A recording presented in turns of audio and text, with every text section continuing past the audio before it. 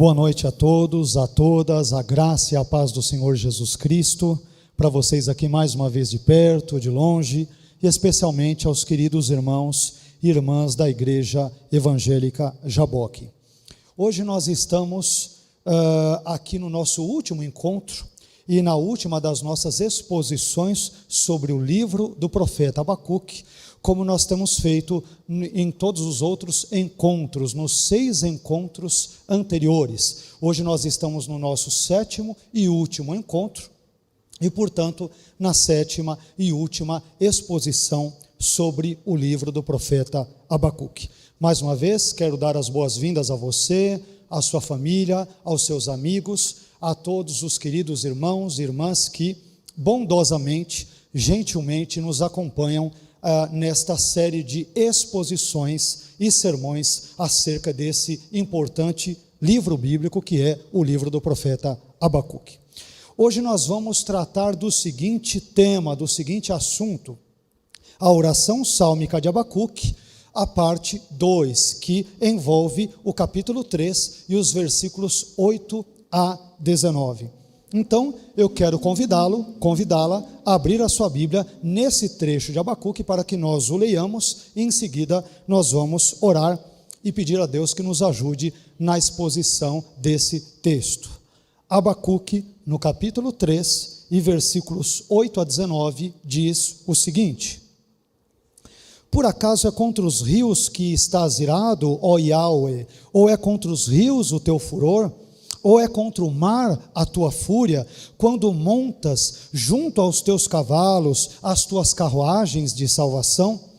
O teu arco está descoberto, juramentadas estão as flechas com uma palavra. Divides a terra com rios, os montes te veem e se contorcem, uma chuva violenta cai, o abismo dá a sua voz. Ele levanta a sua mão para o alto, o sol e a lua param em suas moradas, à luz das tuas flechas que partem, diante do brilho luminoso de tua lança. Com indignação marchas pela terra, com ira pisas as nações. Tu sais para a salvação do teu povo, para a salvação do teu ungido. Tu esmagas o teto da casa do ímpio, expões o fundamento até o pescoço. Tu atravessas com as suas próprias flechas a cabeça dos seus guerreiros. Eles agem tempestuosamente para me espalhar. Eles exultam como se fossem devorar um aflito no esconderijo. Tu caminhas pelo mar com os teus cavalos, espumam as grandes águas. Eu ouvi e perturbou-se o meu íntimo. Por conta da sua voz tremeram os meus lábios. Podridão entrou nos meus ossos, debaixo de mim estremeci em meus passos. Eu esperarei em silêncio pelo dia da angústia que virá contra o povo que nos atacará. Mesmo que a figueira não floresça e nem haja frutos nas videiras, o produto da oliveira decepcione e os campos não produzam alimento, as ovelhas desapareçam do aprisco e não exista gado nos estábulos, eu exultarei em Yahweh, regozijar-me-ei no Deus da minha salvação. Yahweh, o Senhor, é a minha força, e Ele firma os meus pés como os das corças, e sobre os meus lugares altos Ele me faz andar. Ao mestre do coro, com meus instrumentos de cordas. Amém. Vamos agradecer a Deus por esse texto, e em seguida nós vamos trazer aqui a nossa breve meditação, a nossa reflexão sobre esse texto bíblico. Pai, nós queremos louvar, bendizer e adorar o seu nome. Obrigado, Senhor, por mais um dia de vida que o Senhor nos deu. Obrigado por nos permitir que chegássemos até aqui, até este último dia, este último momento de exposição desse livro maravilhoso do profeta Abacuque, acerca do qual nós temos, Senhor, falado, temos discorrido acerca do mesmo ao longo de aproximadamente 2 meses, e nós te louvamos por isso. Te pedimos que o Senhor abençoe a nossa vida, bem como a vida de todos os nossos irmãos e irmãs que nos assistem, da Igreja Evangélica Jaboque, mas também todas as demais, Senhor, denominações aqui representadas, que todos nós possamos ser abençoados por meio da sua santa, gloriosa, inerrante, abençoada palavra. Fale mais uma vez ao nosso coração, ao nosso intelecto, instruindo-nos nas verdades presentes na sua palavra. Te louvamos por todas as coisas e oramos ao Senhor em nome e para a glória de Jesus. Amém. Amém. Que Deus abençoe a sua vida e que Ele nos proporcione uma breve, mas importante reflexão e compreensão da sua palavra hoje. Meus queridos, então, como nós avisamos já no início da nossa mensagem, o tema da nossa reflexão de hoje é a oração sálmica de Abacuque, na parte 2, desta vez tratando do capítulo 13, dos versículos 8 até o versículo 19. Esse grande bloco de Abacuque, no capítulo 13, versículos 8 a 19, ele se subdivide em duas grandes seções, ou em dois grandes subblocos. Na primeira seção, que envolve o capítulo 13, os versículos 8 a 15, Abacuque continua a desenvolver o tema do combate dramático entre Yahweh, o Deus guerreiro, e os seus inimigos, ampliando esse tema, contudo, a fim de incluir alguns subtemas adicionais e complementares. Já na segunda seção, que abrange Abacuque 13, versículos 16 a 19, nós vemos as diversas reações do profeta Abacuque diante de tudo o que ele vira e ouvira da parte de Deus. Então, esses dois temas estão inclusos nessa belíssima oração sálmica de Abacuque, que compreende, por sua vez, todo o capítulo 3 do livro. Bem, mas vejamos em primeiro lugar o trecho de Abacuque, no capítulo 13, versículos 8 a 15, que dá continuidade ao tema do Deus guerreiro, tal como nós o vimos na nossa exposição anterior. Esse trecho, meus irmãos, nos fornece tanto um retrato do Deus guerreiro, quanto as consequências e objetivos da sua marcha. Mas vamos observar, em primeiro lugar, os dois retratos do Deus guerreiro nesse texto que nós mencionamos. Em primeiro lugar, eu descubro nesse texto que Deus é retratado como alguém que está irado contra as águas. Isso aparece em Abacuque, no capítulo 13, versículo 8, que diz: por acaso é contra os rios que estás irado, ó Yahweh? Ou é contra os rios o teu furor? Ou é contra o mar a tua fúria, quando montas junto aos teus cavalos, as tuas carruagens de salvação? Para entendermos melhor essas referências que Abacuque faz aos rios e ao mar, nós devemos nos lembrar antes, ou devemos tomar conhecimento antes, de que na Bíblia as águas frequentemente simbolizam, representam, com muita frequência, todo tipo de oposição, todo tipo de contrariedade a Deus e aos valores de Deus. Então, diante disso, é perfeitamente cabível interpretar os rios e o mar aqui como representações dos inimigos de Deus em geral, e mais particularmente como uma alusão aos inimigos de Judá, isto é, os caldeus. A sequência deste versículo nos mostra Yahweh, o Deus de Israel, o Deus de Judá, o Deus guerreiro, montado numa carruagem que é puxada por cavalos. A expressão tuas carruagens ocorre no plural, porque ela descreve tanto Yahweh, o Deus de Judá, como as suas duas servas, a peste e a febre, em Abacuque 3,5, texto este sobre o qual nós discorremos na mensagem ou na exposição anterior. Então, tanto Deus, o Deus de Judá, quanto as suas duas servas, a peste e a febre, são retratados como guerreiros montados, cada qual em sua respectiva carruagem. Daí o porquê das carruagens serem citadas no plural.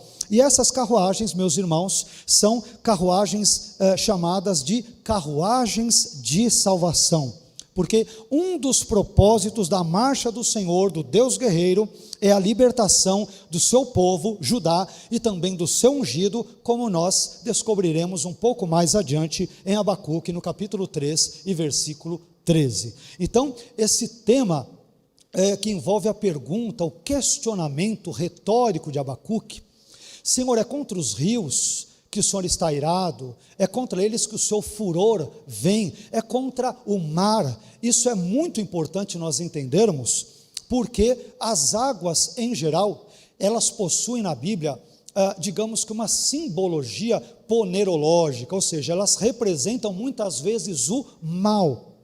Isso é um ponto interessante. Então, quando nós vemos nas Escrituras, por exemplo, Deus abrindo o Mar Vermelho, Deus abrindo o Rio Jordão, Deus enviando as águas do dilúvio, um dos salmos diz que Deus se assenta como rei sobre o dilúvio, água saindo da rocha. No Novo Testamento vemos Jesus andando sobre as águas, e por fim, em Apocalipse, João dirá: eu vi um novo céu e uma nova terra, e o mar já não existe. Isto é, dentro de um olhar simbólico e representativo bíblico, o mar, as águas, que muitas vezes representam o caos, o poder inimigo, os adversários de Deus e do povo de Deus, em Apocalipse o mar já não existe. Você tem uma vitória total, cabal, plena e absoluta de Deus sobre todos os males existentes no mundo.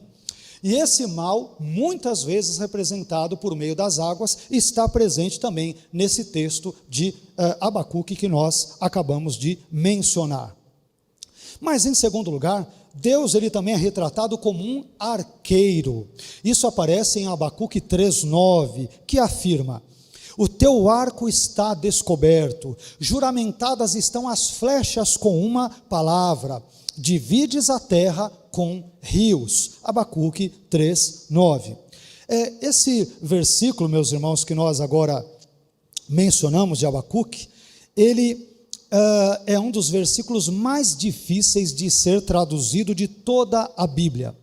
Só para termos uma ideia, segundo Franz Delitzsch, que foi na verdade um conhecido teólogo e hebraísta alemão, esse versículo, esse trecho de Abacuque 3,9, ele já recebera na sua época, no século XIX, cerca de 100 traduções diferentes. E essa problemática toda envolve a expressão hebraica que nós traduzimos aqui como: juramentadas estão as flechas com uma palavra. Ao que me parece, no presente caso, as flechas são personificadas e retratadas como tendo recebido uma tarefa da parte de Yahweh, o Deus de Judá, a qual, sob juramento, as flechas, prometeram cumprir. Na poesia bíblica, o emprego de flechas, por exemplo, por Deus com propósitos punitivos, é muito comum. Se os irmãos lerem textos como Deuteronômio 32:23, Salmo 7:13, Salmo 18:14 e, obviamente, o próprio texto aqui, o contexto de Abacuque 3:11, os irmãos perceberão isso. Então, Deus é descrito aqui como o divino arqueiro que desfere as flechas do seu juízo contra os seus inimigos, os inimigos do seu povo, os quais, no presente texto, e no contexto todo de Abacuque, como nós temos aprendido ao longo de toda esta série de exposições, os inimigos são os caldeus. Mas vejamos agora as duas consequências da vinda do Deus guerreiro. Esse Deus que aparece como um arqueiro, como um Deus que é um soldado, um grande general, esta sua marcha, esta sua vinda, acaba trazendo consequências, e é sobre isso que nós vamos falar agora. Temos pelo menos duas consequências da vinda do Deus guerreiro. Em primeiro lugar, nós aprendemos que diante da marcha do Deus guerreiro, os elementos do céu e da terra convulsionam, passam mal, se contorcem, ficam todos apavorados. Isto nós lemos em Abacuque no capítulo 13, versículos 10 e 11. Os montes te veem e se contorcem, uma chuva violenta cai, o abismo dá a sua voz, ele levanta a sua mão para o alto, o sol e a lua param em suas moradas, à luz das tuas flechas que partem, diante do brilho luminoso da tua lança. Abacuque 3, versículos 10 e 11. As consequências da vinda de Yahweh, do Deus de Judá, sobre os montes, já foram descritas antes em Abacuque 3:6, como nós vimos na nossa exposição anterior, na nossa última exposição. Agora, esse mesmo tema é retomado com outros contornos. À medida que Yahweh progride na sua marcha, os montes, os céus, o abismo, que é uma referência à massa de águas em geral, oceano, rios, mares e assim por diante, o sol e a lua, isto é, todo o universo acaba reagindo diante da marcha, da progressão do Deus guerreiro, o Deus de Judá, por que não dizer o Deus de Israel e o Deus da igreja?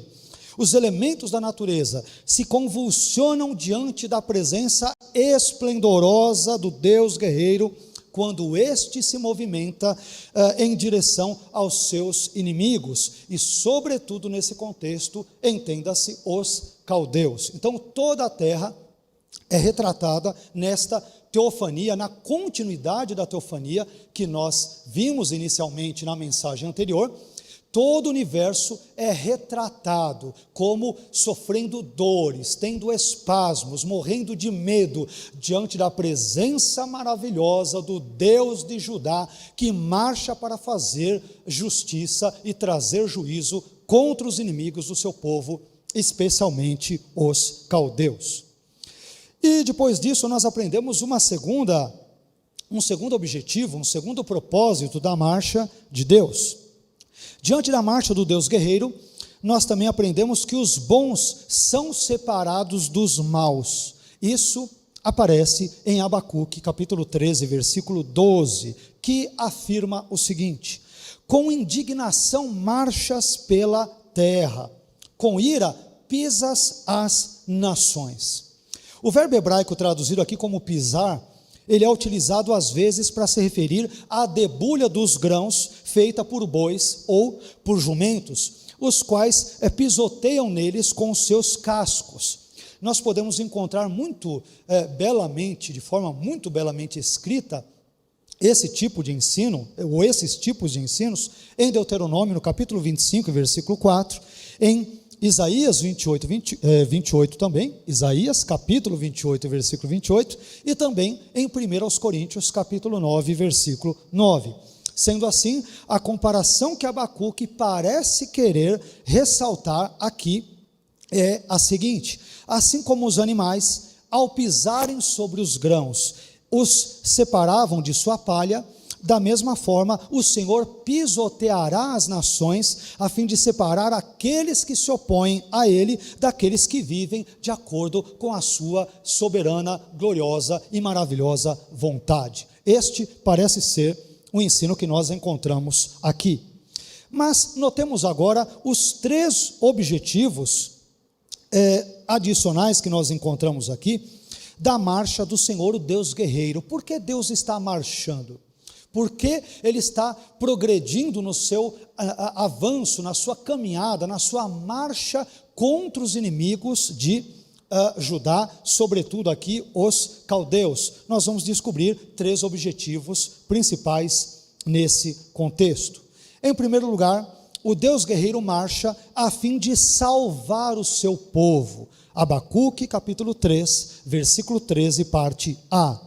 Tu sais para a salvação do teu povo, para a salvação do teu ungido. Aqui, meus irmãos, o substantivo salvação, ele não deve ser entendido em termos espirituais, mas sim em termos materiais, em termos físicos, em termos terrenos. Permitam-me explicar melhor esse ponto. No Novo Testamento, a ideia de salvação significa basicamente, perdão dos pecados, livramento do poder do pecado e também a derrota de Satanás. Bem, embora o Antigo Testamento comece a apontar nessa direção, na direção desses temas, a maioria das referências à salvação no Antigo Testamento parecem aludir ao fato de Yahweh, o Deus de Israel, o Deus de Judá, conceder livramento de inimigos materiais e de catástrofes também materiais. Então, na maioria das ocorrências do termo salvação no Antigo Testamento, os autores bíblicos têm em mente livramentos físicos, livramentos materiais, um livramento de uma peste, de um inimigo terreno ou de algum outro tipo de mal terreno ou físico, e não tem necessariamente com relação à ideia da salvação eterna, como esta aparecerá mais claramente delineada em todas as páginas do Novo Testamento. Além disso, chama também a nossa atenção nesse versículo a referência que Abacuque faz ao teu ungido, a expressão teu ungido que aparece aqui. Afinal, quem é esse ungido a quem Abacuque se refere? O ungido, ou Mashiach em hebraico, mencionado nesse texto, ele tem sido identificado como sendo uma série de indivíduos ou contextos. Em primeiro lugar, muitos têm entendido que ungido se refere ao povo ungido de Deus em geral e a um rei libertador esperado em particular. Esta seria a primeira percepção. Outros entendem que o nome ungido se refere ao povo de Deus na antiga aliança, isto é, Israel.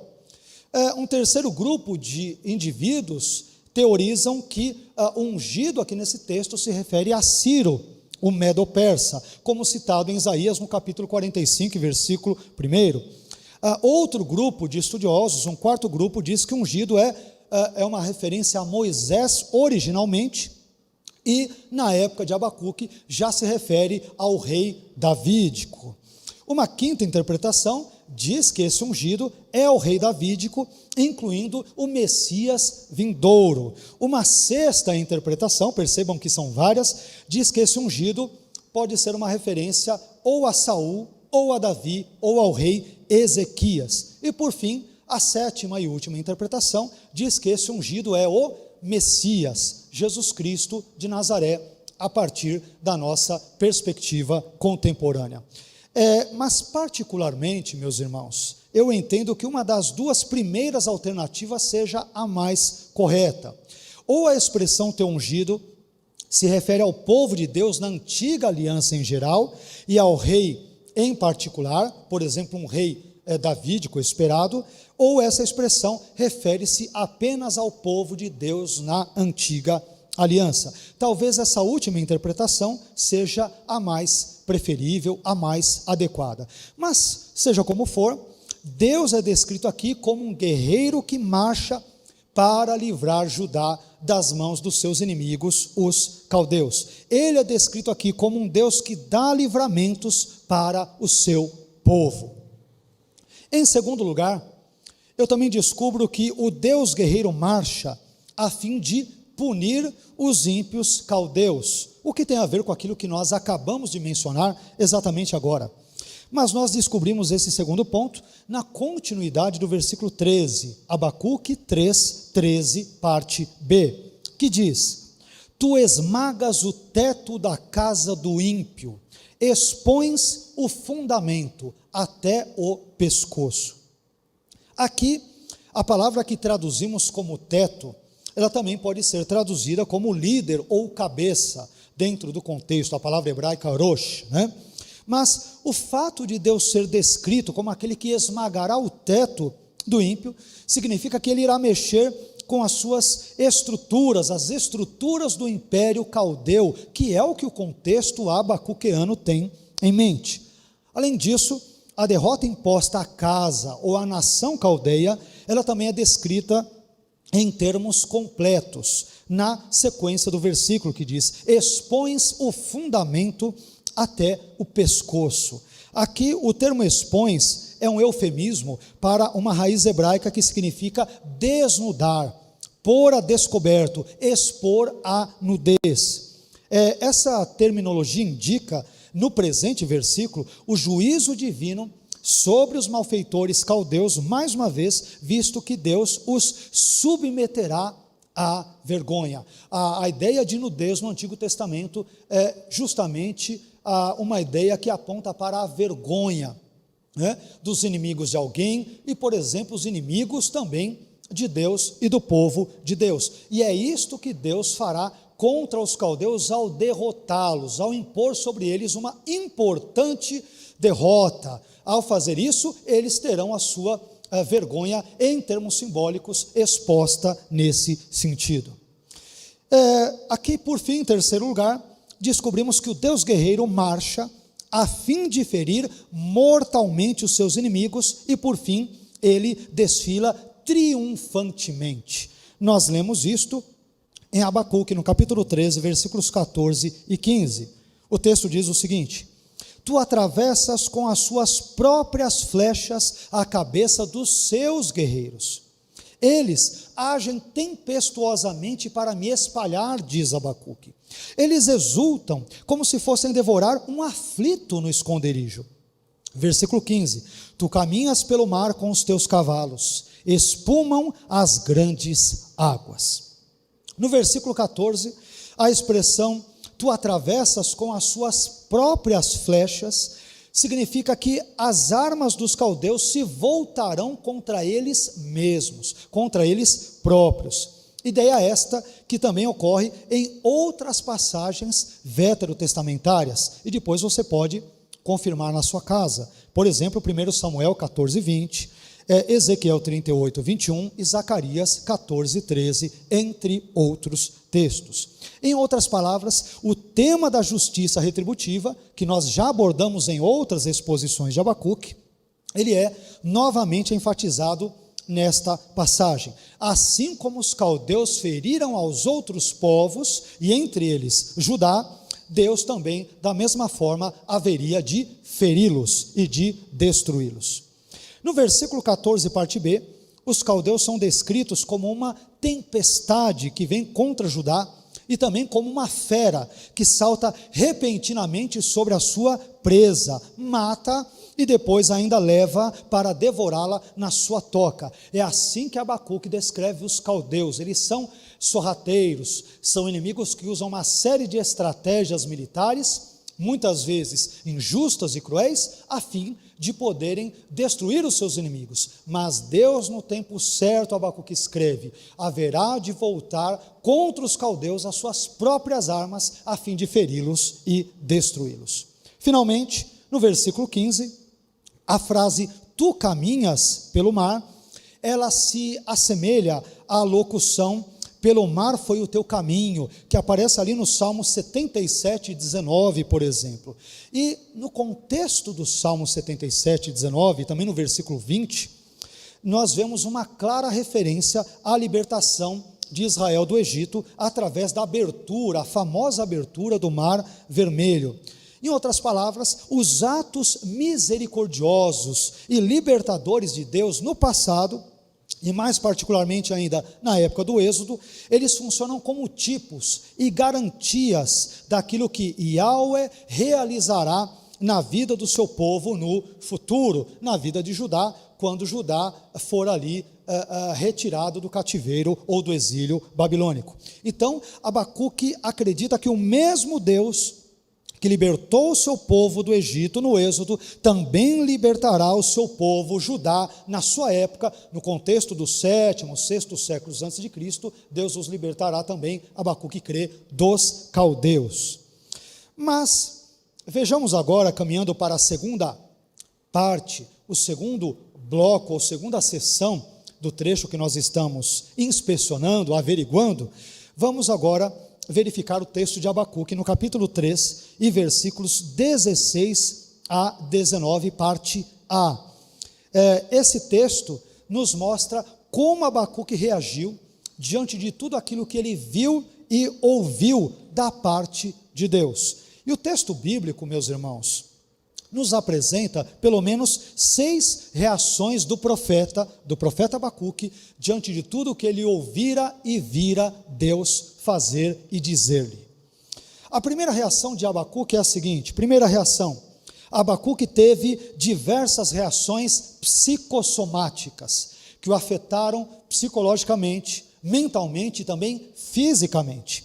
Nós lemos isso no contexto do livro aqui, em Abacuque 3, 16, parte A, que, mais uma vez, assevera o seguinte: eu ouvi e perturbou-se o meu íntimo, por conta da sua voz, tremeram os meus lábios, podridão entrou nos meus ossos, debaixo de mim estremeci em meus passos. Abacuque 3:16, parte A. Ao ouvir o relato das obras do Senhor, que envolviam tanto a punição de Judá, quanto a posterior punição dos caldeus, Abacuque, ele perturba-se em seu íntimo. A palavra traduzida aqui como perturbar, ela descreve nesse contexto a agitação que muitas vezes é acompanhada de fortes emoções, tais como surpresa, raiva, pesar e até mesmo terror. Isto significa que tudo aquilo que Deus mostrou para Abacuque, tudo aquilo que Deus falara ao seu profeta, havia perturbado-o profundamente e causado esta série de reações psicossomáticas. E essa perturbação, como nós lemos, e agora nós vamos ver com alguns outros detalhes, essa perturbação afeta 4 partes do corpo, do ser de Abacuque. Em primeiro lugar, a perturbação de Abacuque afetou o seu íntimo.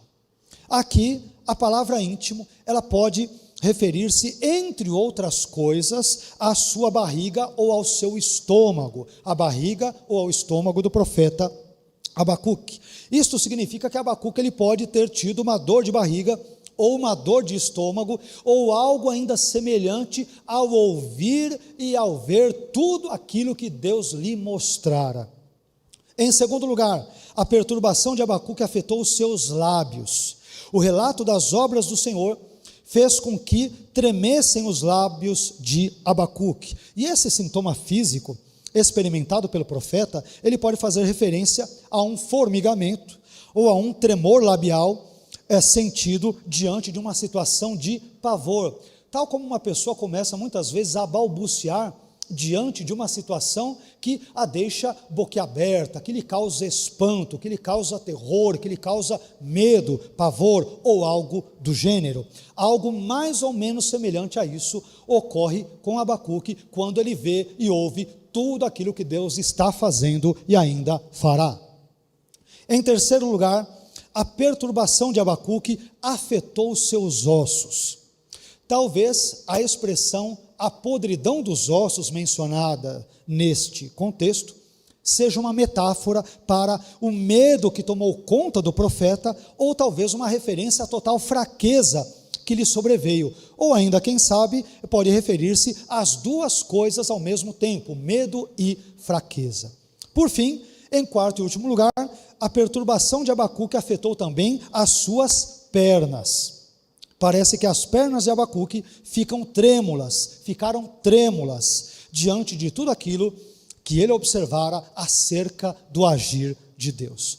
Meus irmãos, é interessante observarmos que, diante da manifestação da presença de Deus, alguns personagens bíblicos, não só Abacuque, mas alguns personagens bíblicos exibem as mais diversas reações psicossomáticas e até mesmo espirituais.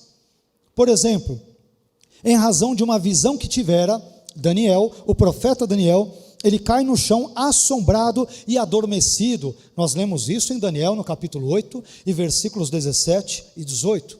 Já em outro contexto, o próprio Daniel, ele ainda fica totalmente sem forças, em Daniel capítulo 10 e versículo 8. João, o profeta, ali João, no contexto do Novo Testamento, após ter uma visão do Cristo glorificado, ele cai a seus pés como se estivesse morto, Apocalipse 1:10. E aqui, as coisas formidáveis que Abacuque soubera afetam seu abdômen, seus lábios, seus ossos e as suas pernas. Enfim, afetam todo o seu ser. Certamente, talvez sem medo de errar, depois de uma experiência dessas, esse profeta nunca mais seria o mesmo ao longo da sua vida. Aquilo que Deus mostrara para Abacuque, que ele faria contra o seu povo, o povo de Abacuque, Judá, e o povo de Deus também, e contra os caldeus, é algo que mexeu profundamente em termos psicológicos e em termos físicos na vida desse importante profeta de Judá no contexto do 7º século antes de Cristo. Mas uma segunda reação também é notada nesse texto. Eu também descubro que a segunda reação que ocorre na continuidade de Abacuque 3,16, agora a parte B, é que Abacuque confia no agir de Deus. Abacuque 3,16, parte B. Abacuque diz: eu esperarei em silêncio pelo dia da angústia que virá contra o povo que nos atacará. Ou seja, apesar de Abacuque não mencionar textualmente os caldeus, tendo em vista o contexto de todos os 3 capítulos de Abacuque, é evidente que ele tem em mente aqui os caldeus ou os neobabilônios, especialmente capitaneados por Nabucodonosor. Essa parte desse versículo, meus irmãos, de Abacuque 3,16, parte B, nos mostra uma profunda mudança no profeta Abacuque. Depois de tanto cobrar uma resposta da parte de Deus quanto à situação interna de Judá, nós vimos isso na primeira mensagem sobre Abacuque 1, versículos 2 a 4, e posteriormente, referente aos caldeus, em Abacuque 1, 12 a 17, a nossa terceira reflexão, o profeta aprende agora a esperar silenciosamente pela salvação, pelo livramento que virá da parte do Senhor. Eu aprendo nesse versículo que ao longo da nossa caminhada com Deus, nós vamos amadurecendo. E durante esse processo de amadurecimento espiritual, nós muitas vezes abandonamos certas atitudes, que neste caso, claro, são prejudiciais para o nosso relacionamento com Deus e também com as pessoas, e as substituímos por novas atitudes, que tanto abençoam o nosso relacionamento com Deus, como também abençoam e edificam o nosso relacionamento com outras pessoas. Com o passar do tempo, Abacuque muda e muda para melhor. E que Deus também nos ajude a mudarmos para melhor com o passar dos anos, no nosso relacionamento com Ele, no nosso relacionamento com a sua igreja, com a sua obra, com os nossos familiares, e que tudo isso seja para a glória e louvor dEle. Diante disso, nós nos deparamos com uma terceira reação de Abacuque. Em terceiro lugar, Abacuque desvia o seu olhar das circunstâncias, por mais adversas que estas se lhe apresentassem. Isso nós encontramos em Abacuque 3,17, que declara: mesmo que a figueira não floresça, e nem haja fruto nas videiras, o produto da oliveira decepcione, e os campos não produzam mantimento, as ovelhas desapareçam do aprisco, e não exista gado nos estábulos.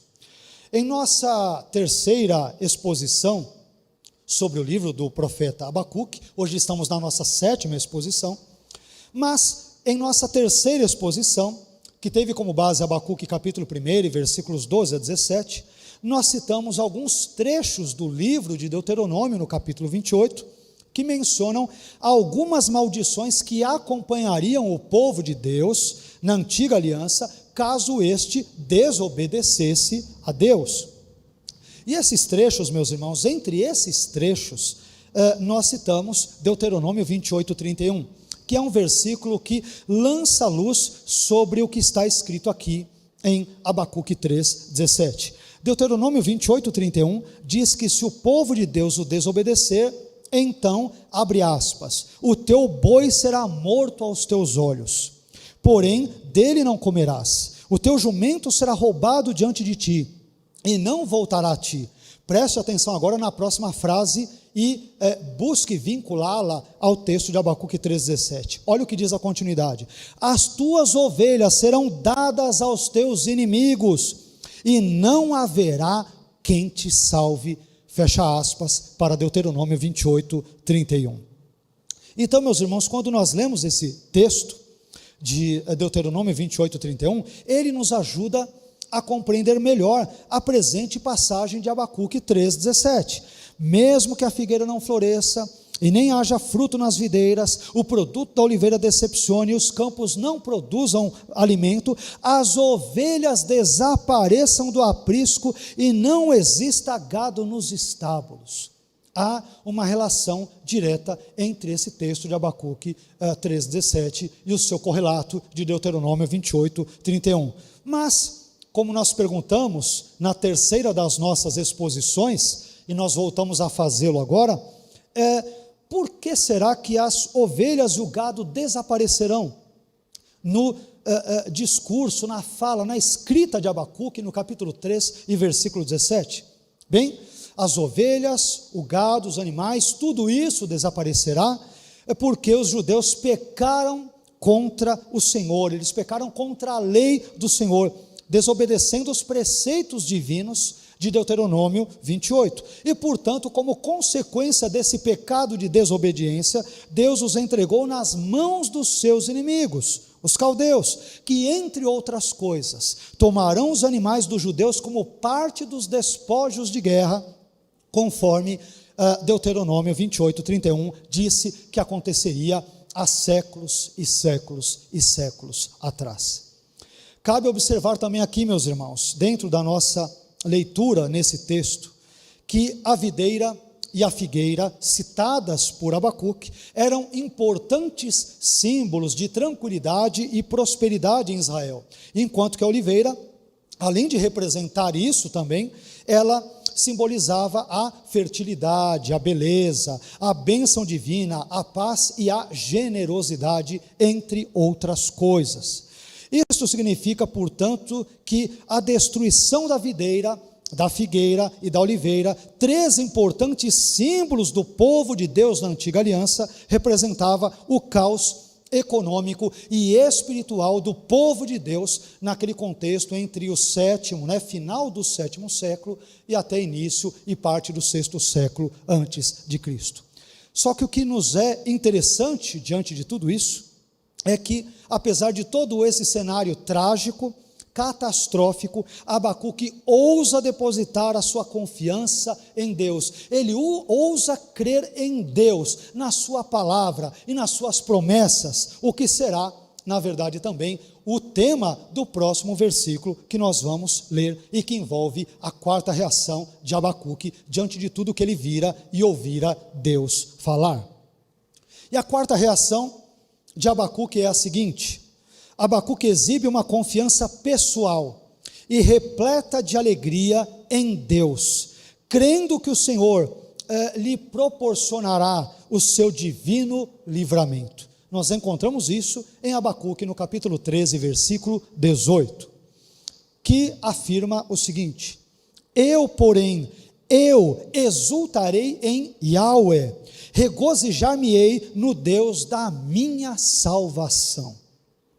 Embora Abacuque tenha pleno conhecimento da inevitabilidade do ataque dos caldeus contra Judá, bem como das trágicas consequências que isso acarretará ao seu povo, como nós acabamos de ver, destruição das figueiras, das videiras, das oliveiras, de ovelhas, do gado de forma geral, apesar disso tudo, ainda assim, Abacuque ousa crer em Deus, confiando firmemente que este Deus o ajudará a superar esse quadro caótico, trágico e catastrófico na sua época.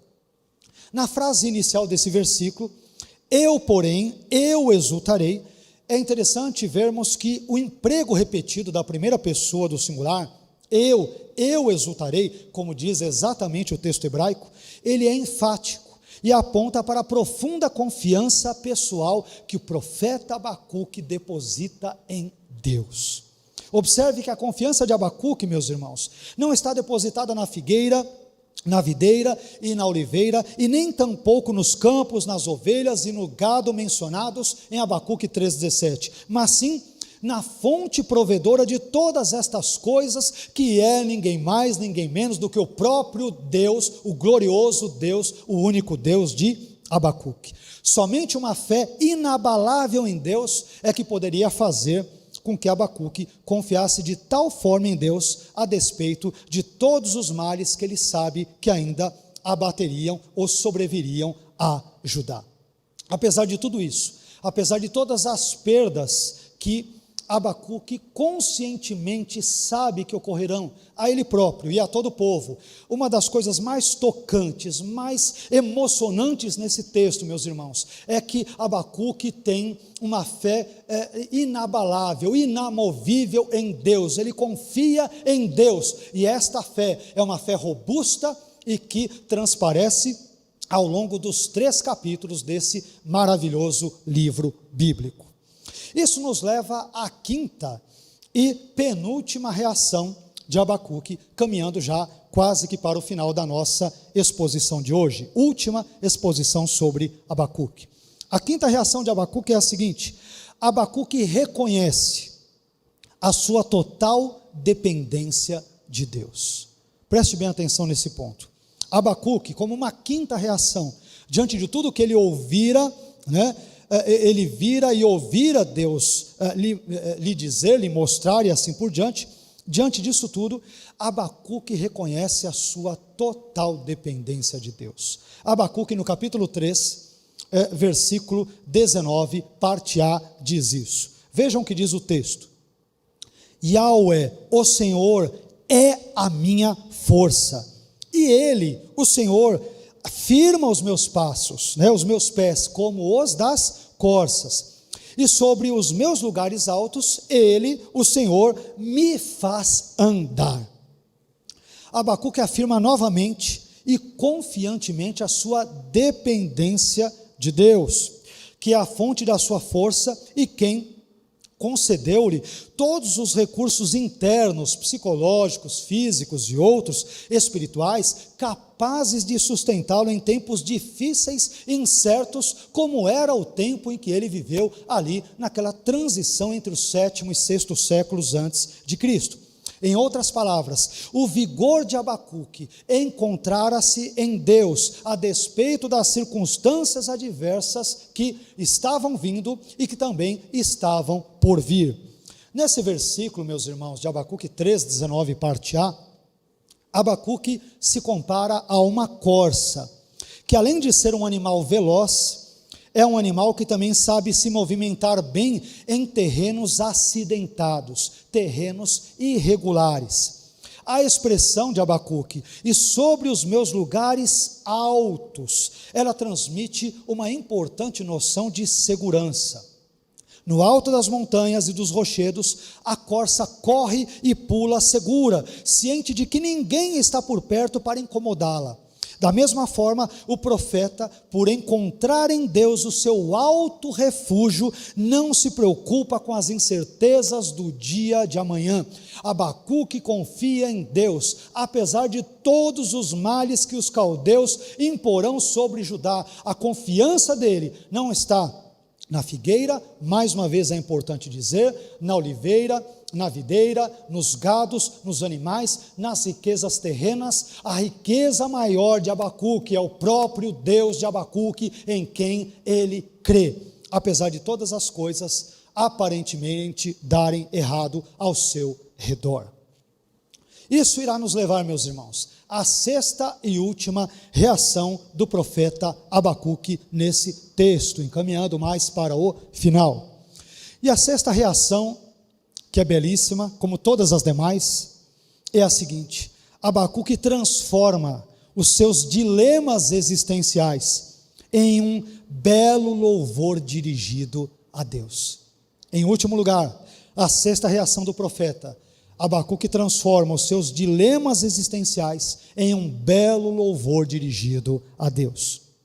Abacuque, no capítulo 3 e versículo 19, parte B, a última linha do livro de Abacuque, diz: ao mestre do coro com seus instrumentos de cordas. Esse trecho final, meus irmãos, da oração sálmica de Abacuque, que compreende o capítulo 3, versículos 17 até o 19, o finalzinho, revela-nos uma transformação drástica, profunda, grandiosa e ao mesmo tempo surpreendente no comportamento do profeta. Os diversos questionamentos, perguntas, interrogações iniciais que Abacuque fizera, por exemplo, no capítulo 1, versículos 2 a 4, ainda no capítulo 1, versículos 12 a 17, eles são agora substituídos por uma profunda demonstração de confiança e fé inabaláveis em Deus. As interrogações do profeta transformam-se em exclamações. A desesperança de Abacuque é vencida pela esperança e o olhar, outrora voltado do profeta para os caldeus, concentra-se por fim, única e exclusivamente em Yahweh, o Deus Todo-Poderoso, o Deus de Judá. Abacuque, meus queridos, ele começou o seu livro com uma série de perguntas e questionamentos dirigidos a Deus, como nós expusemos, especialmente nas nossas duas primeiras mensagens. Mas Abacuque termina a sua obra com apontamentos musicais, dando a entender com isso que as suas dúvidas, questionamentos, medos, receios e temores haviam se transformado num profundo e belo hino de louvor a Deus pela sua grandeza e pelos seus atos soberanos, grandiosos e supremos. Bem, eu quero concluir esta última exposição sobre o livro de Abacuque, lembrando que hoje nós estudamos o grande bloco de Abacuque no capítulo 3 e versículos 8 a 19, bloco este que se subdivide por sua vez em duas grandes sessões. Na primeira sessão, em Abacuque no capítulo 13, versículos 8 a 15, nós vimos o profeta Abacuque desenvolvendo o tema do combate dramático entre Yahweh, o Deus guerreiro, e os seus inimigos.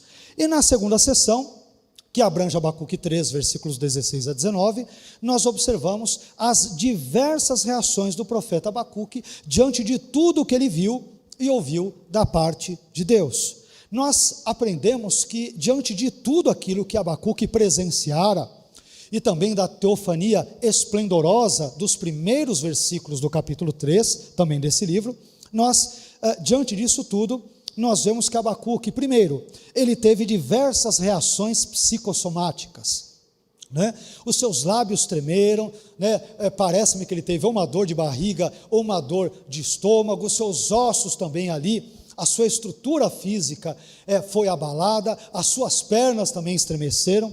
Em segundo lugar, vimos que Abacuque confiou no agir de Deus. Meu irmão, em meio às turbulências da vida, ouse confiar em Deus, ou ouse acreditar na palavra de Deus, nas promessas de Deus, no agir soberano e poderoso de Deus. Em terceiro lugar, vimos que Abacuque desviou o seu olhar das circunstâncias, da videira, da figueira, da oliveira, dos animais destruídos, roubados, levados como parte de despojo por parte dos caldeus, por mais adversas que estas circunstâncias se lhe apresentassem. Ele desviou o seu olhar delas e olhou para Deus. Em quarto lugar, também vimos que Abacuque exibiu uma confiança pessoal e repleta de alegria em Deus. Ele disse: porém, eu exultarei em Yahweh, o Deus da minha salvação. Mesmo diante de um momento tão conturbado, ele ousou apresentar uma alegria grandiosa em Deus, nas promessas de Deus, em tudo aquilo que Deus lhe dissera e lhe mostrara. Também vimos uma outra coisa importante nesse texto. Em quinto lugar, vimos que Abacuque reconheceu a sua total dependência de Deus. Meus irmãos, nós vivemos dias hoje como nunca antes na história da humanidade, muito difíceis, especialmente devido à pandemia do coronavírus. Eu gostaria, em nome de Jesus, de te pedir que ousasse colocar os seus olhares, a sua confiança, a sua fé, ousasse depositá-los em Deus, na palavra de Deus.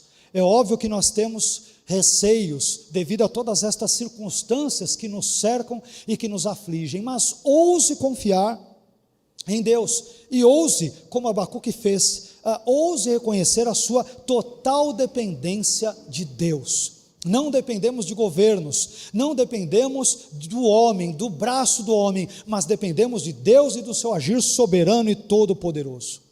E por fim, em sexto e último lugar, Abacuque transformou os seus dilemas existenciais, como vimos agora há pouco, em um louvor dirigido a Deus. Em resumo, o livro de Abacuque nos convida a um importante exercício mental.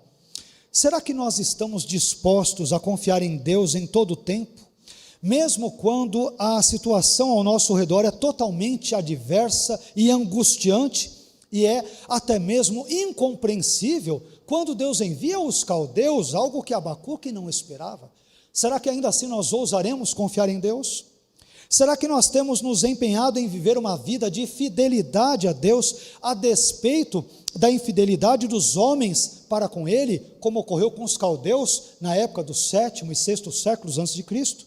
Bem, eu gostaria de terminar essa mensagem, e a última desta série, dizendo que os injustos podem até permanecer praticando a sua injustiça, mas o justo, por sua fidelidade, viverá. Que Deus nos ajude a sermos fiéis a Ele, hoje e sempre, em nome de Jesus. Amém. Espero que esta mensagem, assim como todas as demais mensagens, tenham de alguma forma abençoado a sua vida, a sua família, o seu ministério, e se isso ocorreu por pura graça e generosidade divinas. É graça de Deus, poder de Deus e o amor de Deus para comigo e para com você que agora nos assiste. Fecha os teus olhos, vamos orar agradecendo a Deus. Pai, eu quero te glorificar, quero te engrandecer por esta série de mensagens que pudemos trazer ao longo destes 7 domingos, contando com hoje, onde pudemos trabalhar, Senhor, todos os trechos de Abacuque, talvez não com toda a riqueza de detalhes que a Tua palavra tem, mas dentro também do tempo e das condições que nos foi possível trazermos tais passagens, mas queremos Te glorificar, Senhor, queremos Te engrandecer, queremos agradecê-lo, porque o Senhor tem sido bondoso para conosco. Ajude-nos, ó Senhor, a termos esta fé, esta fidelidade que Abacuque, o teu servo, esse importante profeta de Judá, ali no 7º, 6º séculos antes de Cristo, essa mesma fé e fidelidade que ele depositou em ti.